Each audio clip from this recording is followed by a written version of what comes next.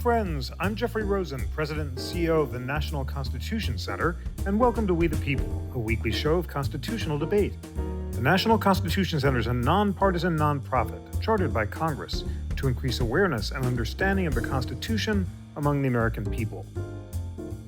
This week, the NCC convened at George Washington's Mount Vernon for a conversation about executive power with Stephen Vladeck of Georgetown University Law Center, Ilya Shapiro of the Manhattan Institute, and Adam White of the American Enterprise Institute. We had a wide-ranging discussion about the Trump administration and the Roberts Court. Enjoy the show.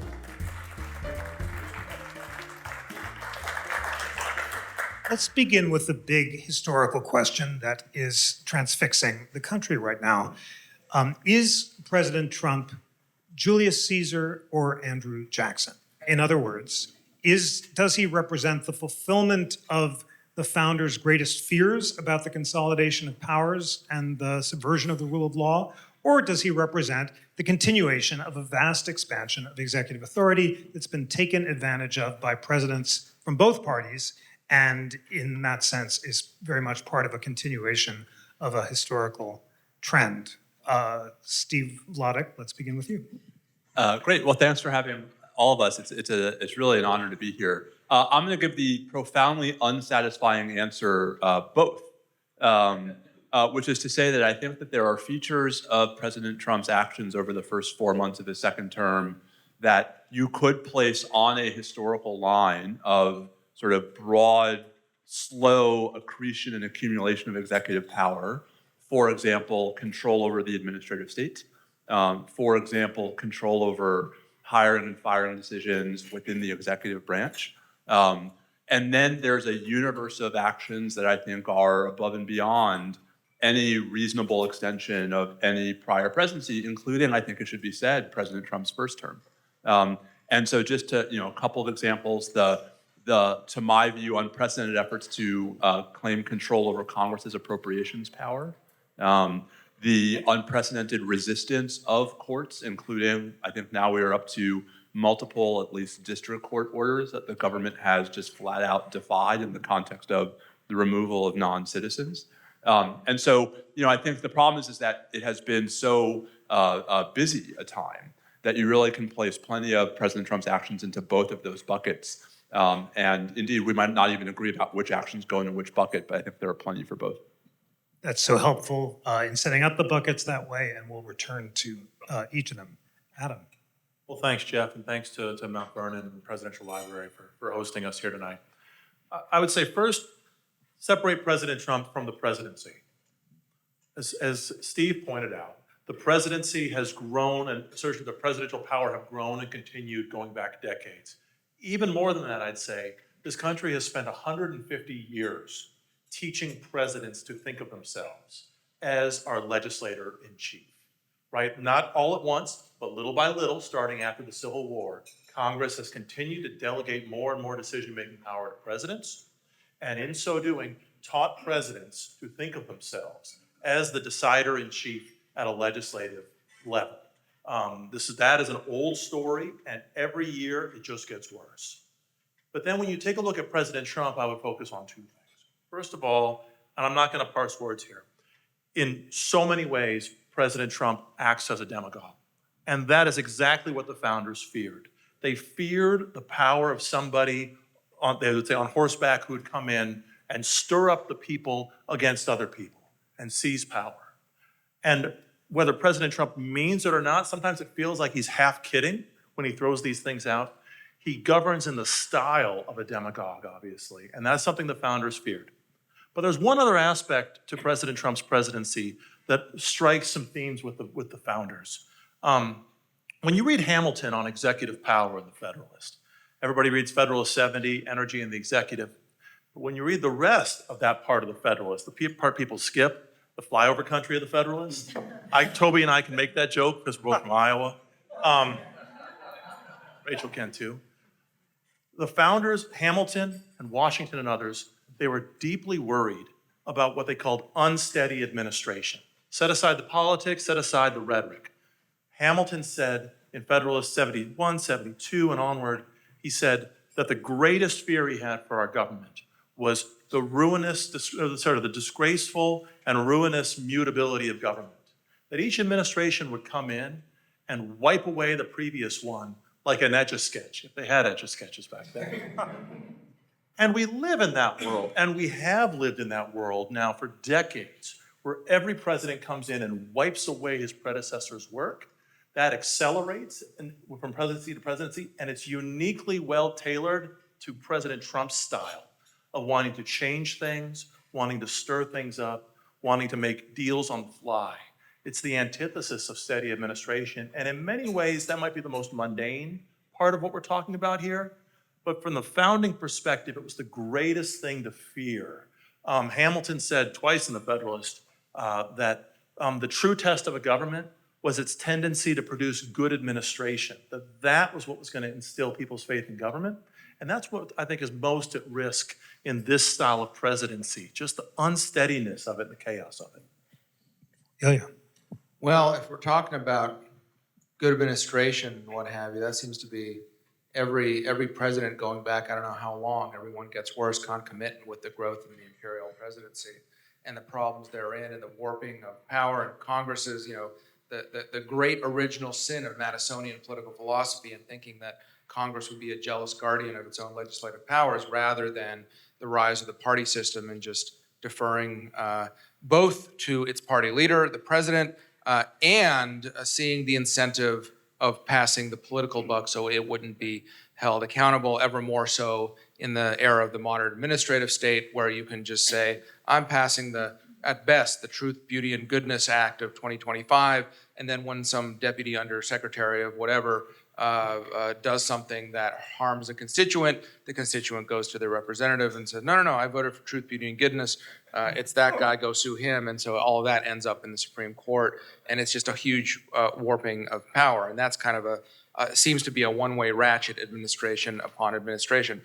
But let me back up. Thanks for having me. I've very much enjoyed my involvement with NCC over the years. Such a valuable institution. And I have to apologize because I guess on this panel, I'm sort of playing the role of the administration apologist, what have you. There's supposed to be a fourth member who's actually in the administration. I guess she has, in the White House counsel's office, she has many more things to do. But I have to play this role, even though I've been prevented from joining the administration because the Presidential Personnel Office has adjudged, I think, that I don't have sufficient magnitude or who knows what. It's kind of a black box. But regardless, the point is that Trump is neither Andrew Jackson, who famously, if apocryphally, said that John Marshall has made his ruling, let him now enforce it, nor is he Julius Caesar, just kind of some sort of autocrat.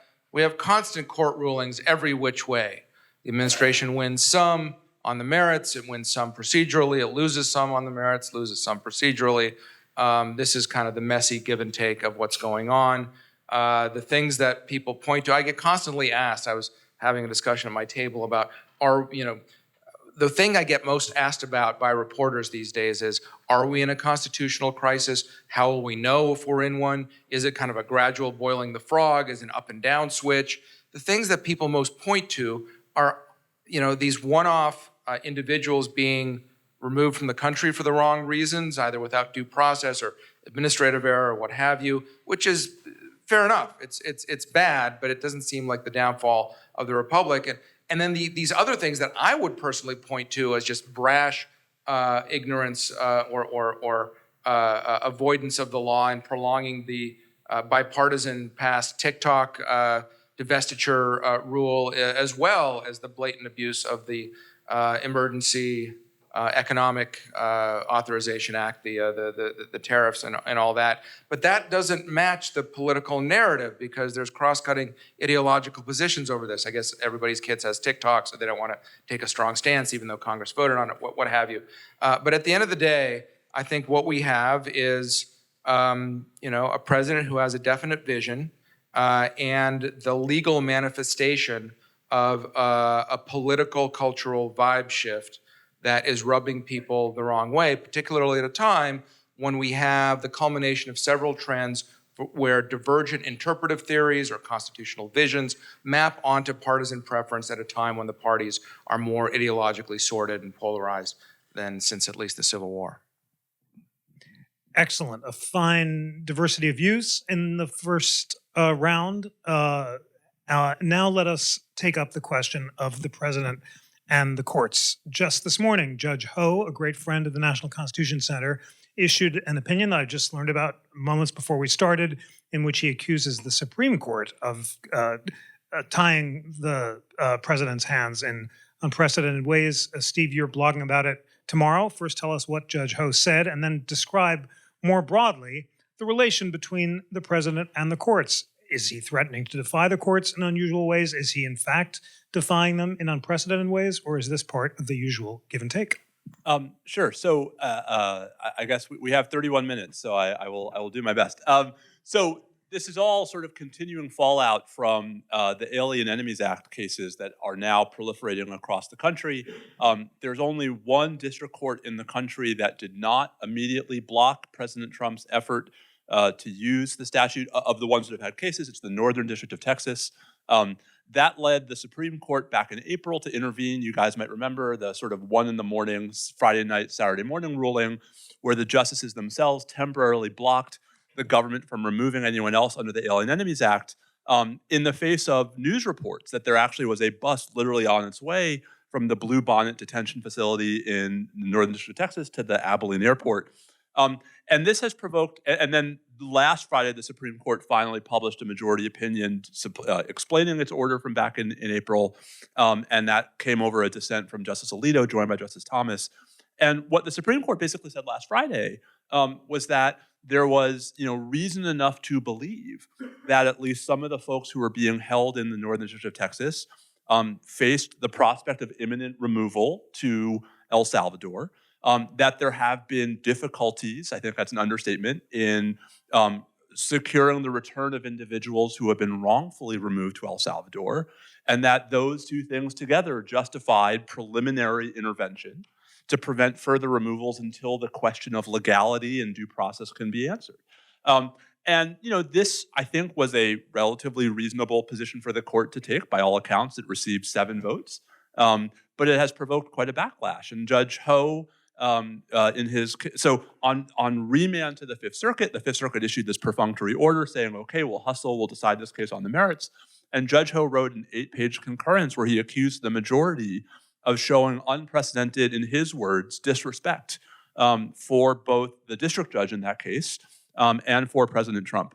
And what I'm struck by is that Judge Ho's concurrence really does seem to take the view that it was just that there was nothing remotely wrong with the possibility that these folks might be removed while the judicial review is playing out in the district court, that it was completely disrespectful of the Supreme Court to suggest that otherwise, and that sort of not taking the president's lawyers at their word when they said, well, we won't remove the 2 named plaintiffs, but we reserve the right to remove others. That not taking them at their word showed just unprecedented disrespect for President Trump. And I will say that what I find striking about Judge Ho's concurrence, besides the point where he says we're not at Denny's, that was a fun line, was the sort of the vibe in it, which is that we should just trust the executive branch. I have, I think, my whole career been pretty critical of deference to presidents of both parties in the national security space. Our history is rife with examples of assertions of national security interests that turned out not to be true. But in this case, we don't actually have to speculate. In this case, we have now at least 4 specific examples of individuals who were removed in violation of court orders. And in violation of court orders issued by district judges, just like the judge in the Northern District of Texas. So it seems to me that there ought to come a point in the relationship between any president and the courts where the courts can look at the behavior of the president's administration as at least probative evidence for how the administration is likely to behave going forward. I think we can have a longer conversation about whether deference to the executive in general is appropriate in this space, but I think a world in which the executive branch can remove folks in defiance of court orders and then turn around and insist that it's entitled to deference when it promises to not remove people in violation of court orders, is a world in which I think courts are being told and are indeed choosing to willfully turn a blind eye to what the law requires. And so that's my view of the issue. And it's why I think the Supreme Court was right, even if Judge Hendricks had done nothing wrong. Many thanks for that. Adam, do you agree that 4 individuals have been removed in defiance of court orders? Does that represent an unprecedented executive defiance of the federal judiciary, or is it an appropriate effort to argue around orders short of a direct order from the Supreme Court? And do you think that this administration is coming up to the brink of defying the U.S. Supreme Court? Oh, just the little things. So I haven't followed the cases day to day as closely as Steve and others have. So I'm not actually sure about the count. I'm not saying you're wrong. I'm saying I don't know about the count, about whether they've defied it or not. One of the challenges in thinking about this maybe a few weeks ago, when everybody was wondering if we were on the verge of a constitutional crisis, a showdown between the president and the courts, is that I didn't expect there to be some big showdown, some big moment like that movie with Jack Nicholson and Tom Cruise, and Jack Nicholson shouting, "You can't handle the truth," and President Trump saying, "I'm not going to comply with that order."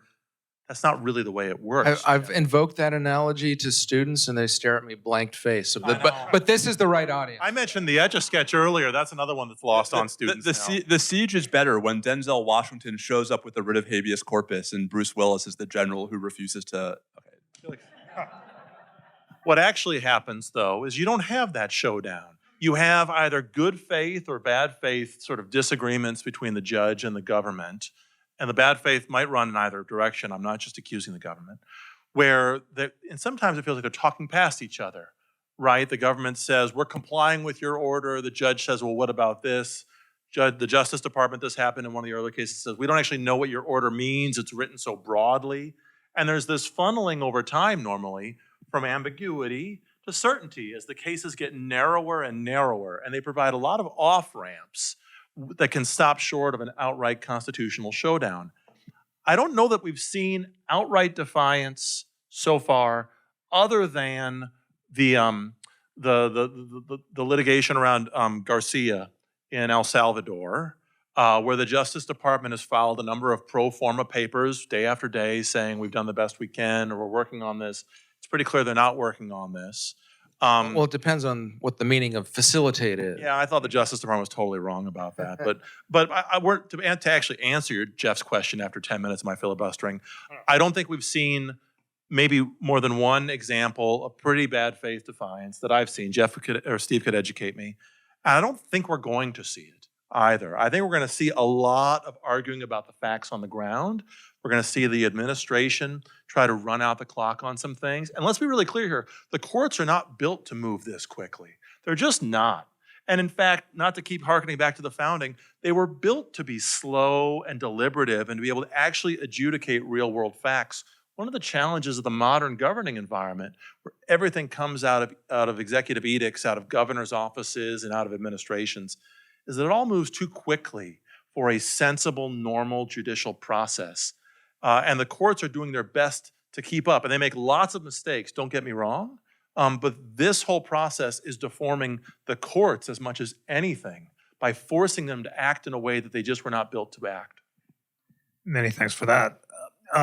Ilya, the argument is that the vast number of lawsuits combined with, to put it bluntly, the case against the administration is bad faith in complying with the orders, is subverting the rule of law even without outright defiance.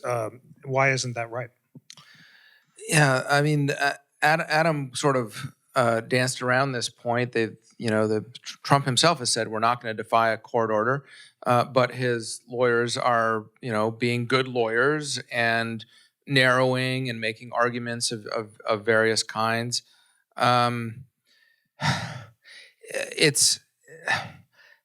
There's a lot of creakiness in the laws. I agree with what Adam is saying. I wish the Supreme Court would jump in, not just on rulings on stays and what have you, but just assume broader things. Fine, we need to decide this. Let's have a full-blown quasi-original jurisdiction trial in the court or something like that, because these things are not going away. And I think there's a popular demand and a distrust for institutions because the rhetorical point that, okay, President Biden is allowed to let in 5 million people illegally, but we have to go one by one to deport them. It's a very salient, powerful rhetorical point to make. There has to be a solution. It's not that, our Constitution is not a suicide pact, so we have to suspend habeas corpus for everybody. There has to be a better solution than that. We're facing these multifarious kinds of tensions, and the courts are not the best organs to solve them. And I think that Chief Justice Roberts' inclination to always go minimalist and be institutionalist and try to extricate the court from political battles every single time has the exact opposite effect. So the court might as well just grasp the nettle and start deciding more of these things more broadly. Can I just? This is not in any way meant to disagree with anything Adam or Ilya have said, but I do think that a little more concreteness about the facts would help illuminate the conversation.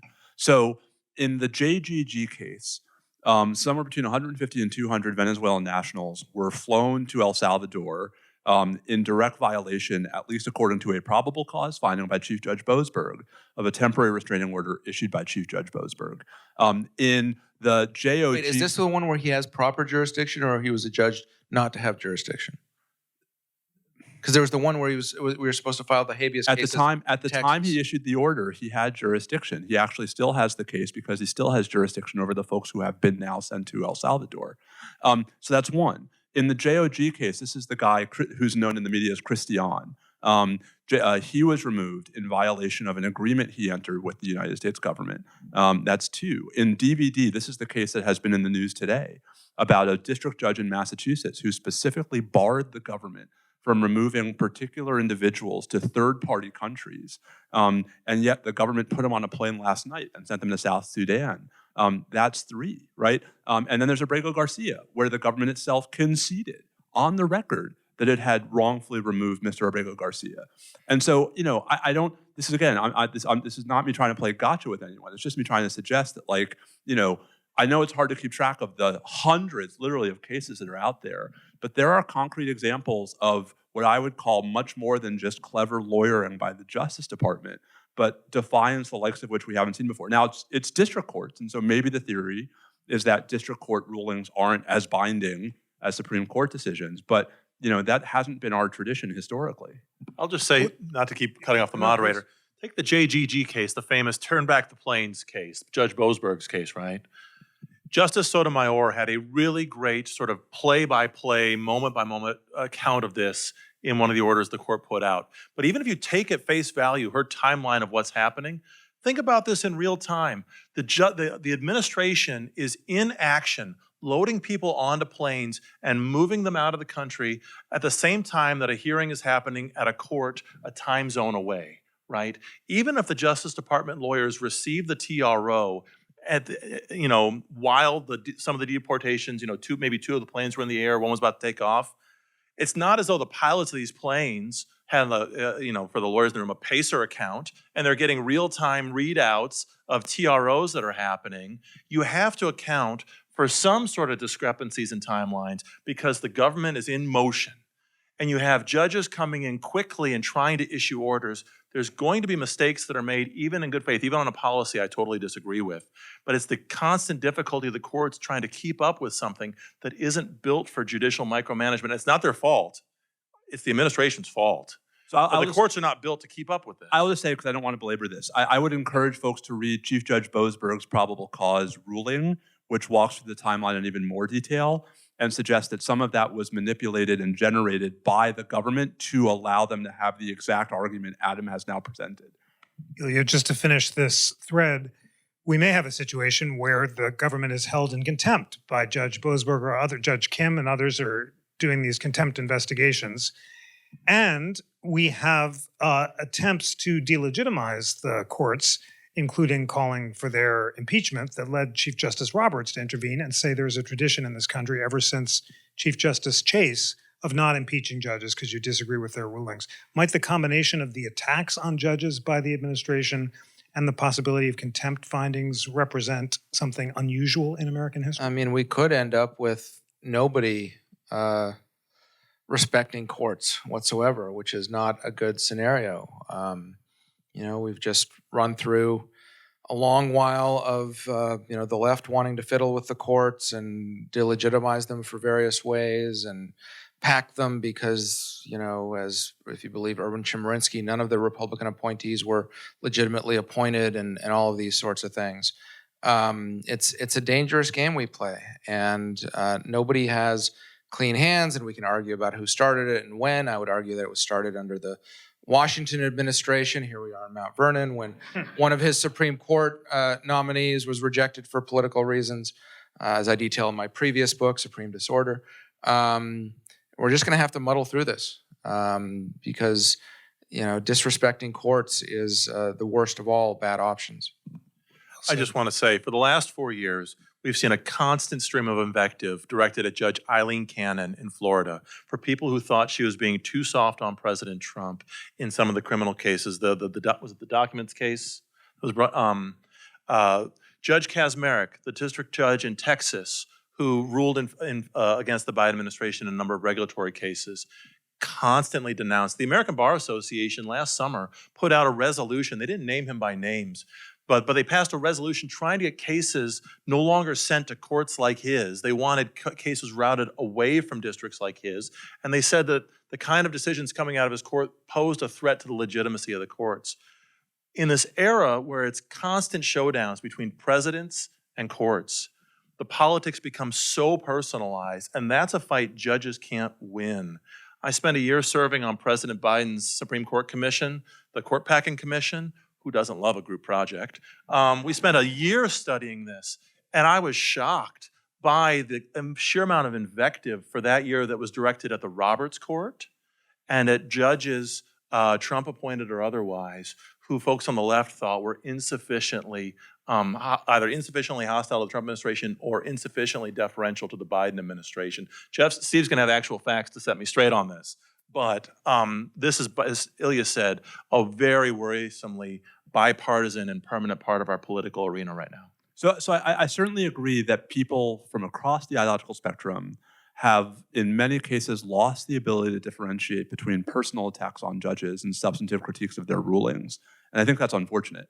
I do think that sort of the suggestion that everyone's doing it and so it's a wash rather undersells a couple of features of what's been happening in the last 4 months that we did not see during the Biden administration.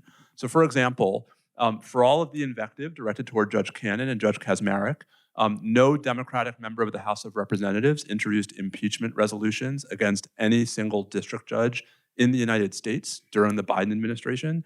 There have been 6 introduced against 6 different judges in the first 4 months of the Trump administration. Judges who have done nothing other than have the temerity to rule against the Trump administration, it should be said. We never saw the executive branch show the kind of disrespect toward district judges in any of those cases that we've seen in these cases. And I'll just say, I think some of the behaviors that were being called out by groups like the American Bar Association were not actually about partisan manipulation. The judge shopping critique, at least from some of us, was about how there shouldn't be judge shopping anywhere. I think just one super nerdy. I think the nerdiest of the nerds up here on legal procedure, right? Right. The District of Massachusetts very quietly changed its case assignment rules in February to eliminate judge shopping. So again, my point is not that everyone's hands are clean. My point is that I still think that there are meaningful differences in both degree and kind in the attacks we've seen from the government on the judiciary in the last 4 months and what we've seen in recent years. Well, you've all agreed, importantly, that the legitimacy of the courts is urgently important to maintain the rule of law. And the question that we're discussing is, are the attacks on judges undermining the rule of law? Adam, do you think that although it's true that both sides don't have clean hands and these partisan attacks have been escalating, that we're approaching a point where the rule of law itself is imperiled? No, I don't think so. I was struck by Chief Justice Roberts' statement to that effect last week. He's not usually one for overstatement, so I take At Georgetown Law School. That's one. he was playing to the audience. No, I don't think we're there yet. No, I don't think we're there yet. I'd say that the greater problem right now is a cultural impatience with the rule of law. And again, that's bipartisan. We're in an era where we expect everything instantly. Our food deliveries and our Netflix and our judicial decisions and our policy outcomes. We want everything very quick. We're impatient for any kind of prolonged deliberation about any kind of dispute. And I think it's those factors as much as anything, just the rapidity of our political culture, that's the strain on the rule of law. I don't think it's what the courts are doing, and I don't think that what President Trump and his administration, or what the people who were criticizing judges during the Biden administration, nothing they could do, I think, could delegitimize the courts. I think, and I've written about this, I think what I do worry about is the way judges go about their work and the way that the friends and critics of the judges go about their work. Academics and journalists, I hold more responsible for it than anybody, no offense to the academics and journalists on this table. Most Americans don't read judicial opinions. They lead normal, flourishing lives, and they're not going to sit there reading Supreme Court opinions. They only know what they know about the courts through journalists and through educators. And I think that it's the ideological warfare among the journalists and the educators that distorts the public's view of what happens in the court oftentimes, and is one of the greater challenges to our culture of a rule of law in America, present company excluded. It's a crucial point, and it's why discussions like this are so important, why geeky podcasts like all of us participate and hosts are necessary to inspire citizens to take the time to listen to the arguments on both sides and to read the opinions themselves. It is very important, given the magnitude of these decisions, to have citizens make up their own minds. Ilya, do you agree with Judge Ho that the Chief Justice is contributing to this clash? Chief Justice Marshall was so careful not to pick direct fights with President Jefferson. He said, "I'm not fond of beating my head against a wall in sport." And he refused to strike down the Negro Seamen's Acts, which were a kind of sailing while black law, even though he thought they were unconstitutional because he thought that the administration would ignore him. Is Chief Justice Roberts picking a fight? Roberts, holds up Marshall as his idol, of course, but he fails again and again to be like him. Every time he tries to play politician, it backfires. Whether you look at the Obamacare ruling, which I think accelerated us towards our populist moment, as people saw that you can't win on the law, and so you need a strong man to beat their strong man. Whether you think about so many places where by inserting himself and trying to calm the waters, he roils the waters instead. So I think there is some failure of Supreme Court leadership, but beyond that,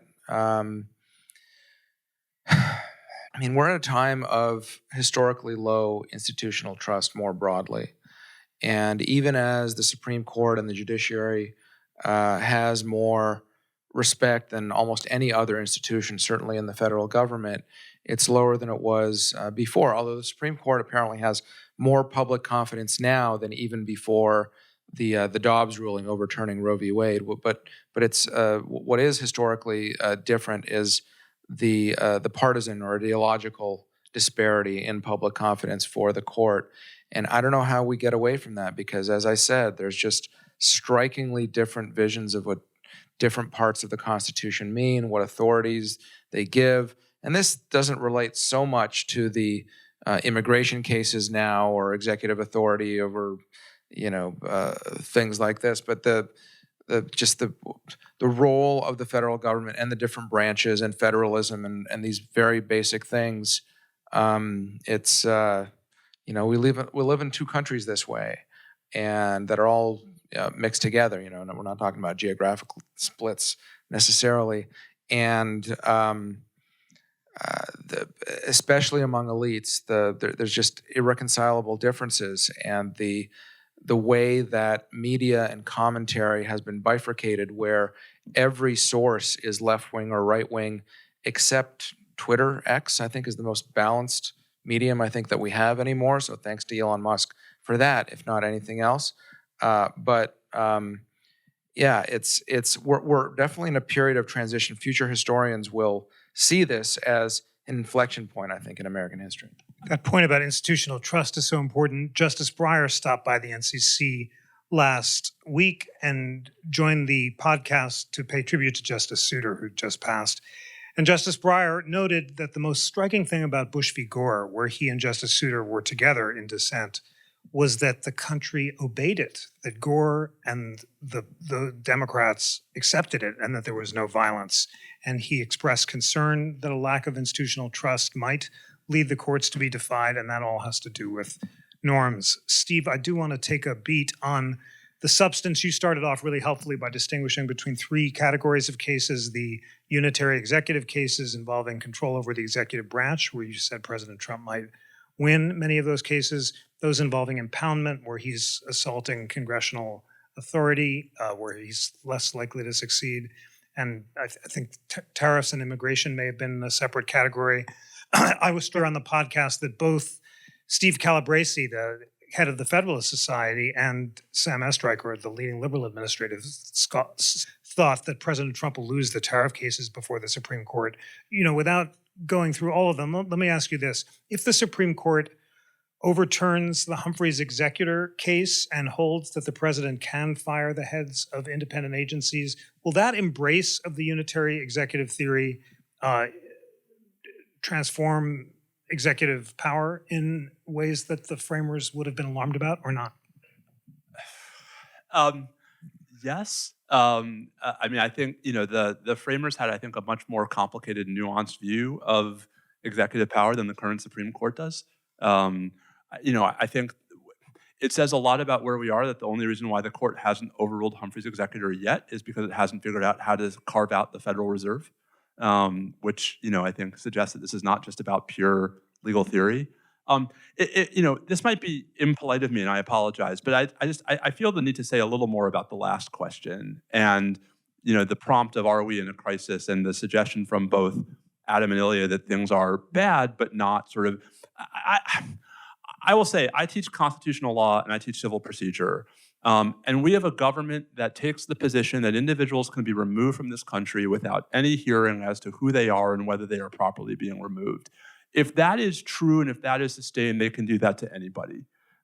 We have a government that takes the position that law firms can be punished for having the temerity to hire people who worked in the Justice Department on investigations into the January 6th prosecutions.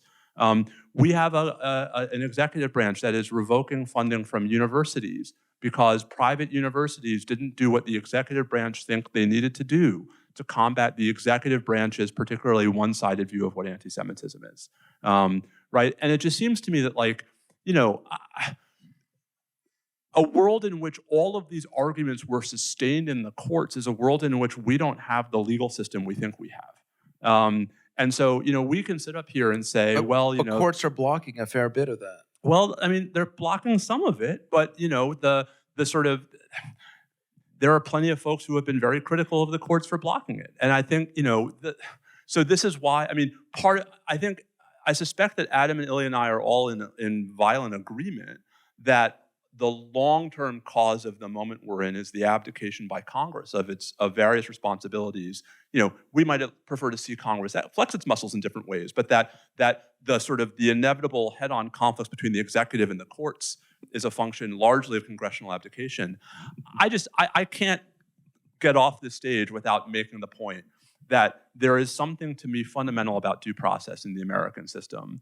And that the notion, and that part of why I think the immigration cases have resonated more than Humphrey's executor, more than the tariff cases, even though those might actually have more of a direct impact on everyday Americans' lives, is because I think at an intuitive, instinctual level, Americans actually do understand what due process is. And I just think that, we have not seen this kind of assault on that, both the principle of due process and the idea that courts should play a role in promoting it in a long time. Thank you for putting that on the table so powerfully. And indeed, when the president was asked, are non-citizens entitled to due process, he said, I don't know, even though the Constitution says that all persons are entitled to due process, citizen and non-citizen alike. Adam, your response to Steve's charge that we really could see the courts blessing violations of the law in ways that we haven't seen before? I don't think we've seen that yet. I'm not trying to downplay what's happening with the deportations. I find them horrific. That's an understatement. What worries me about the situation, and again, it's because it's all centered around presidential politics. Congress has left the stage. I'm holding this, and I just want to point this out. This farewell address, and the other part of the bookend of the Washington administration, his first inaugural address, they are both in words and in the way he presented themselves. They are an argument for self-restraint, right? There is so much in here about duty, starting with the inaugural oath in his inaugural address, and over again, returning to the theme that there were higher powers and higher principles that he was bound by. And so much of the farewell address is trying to account for how he carried that out in his government. And urging the country going forward to have self-restraint in a spirit of union. And what worries me the most about this era of presidential-centered politics, which again goes back decades upon decades, is that we have all of the power without any of the self-restraint and without any of the spirit of self-restraint among those who put the wind in the sails of these presidents. If there's going to be a constitutional crisis, it's going to be that. It's going to be a crisis of political ambition in the presidency with no spirit of self-restraint, because ultimately the courts can't save us from ourselves. Congress can't save us from ourselves. The only thing that we have is the Republican virtues of self-restraint that Madison, Hamilton, Washington, and others, they said we needed, and they showed that we needed. And that's what I worry is draining out of our political system. If we have a crisis, it'll be from that. Beautiful. Ilya, the last word in this powerful conversation is to you. I agree with a lot of what Adam said. What I want to punctuate is that Trump is singular as an individual, as a personage, as a character in our national narrative, whatever you want to call it. But a lot of the things that he's done that people decry, the narrative from the left-biased media, pales in comparison to when Congress won't act, I will. I have a pen and a phone. The Supreme Court has ruled, but we have a different way of doing the same thing. Again, I don't go in for whataboutism. I think this is a structural problem, as Adam said, and as Stephen said, about the abdication of Congress and the warping of our powers at a very basic fundamental level. But if you remove just the theatrics and the weirdness and the entertainment value of Trump and Elon Musk and all the different things, that the reality TV show aspect of what's going on, and you have until the tariffs, everything Trump was doing was very, very popular. He had his first plus ratings, positive ratings, presidential approval, and so this is, the American people think that something has gone fundamentally wrong with our institutions, with the people who control our institutions. And even if Trump is imperfect, he was willing to disrupt that. And I think we have much more fundamental structural problems that go beyond Trump or the Trump administration that need to be addressed. But it's taken decades to get to where we are, and it'll take a long time to reverse. Friends, moderating these constitutional conversations is always a privilege, and the best thing about them is I always learn from them. For modeling civil constitutional dialogue, please join me in thanking our panelists.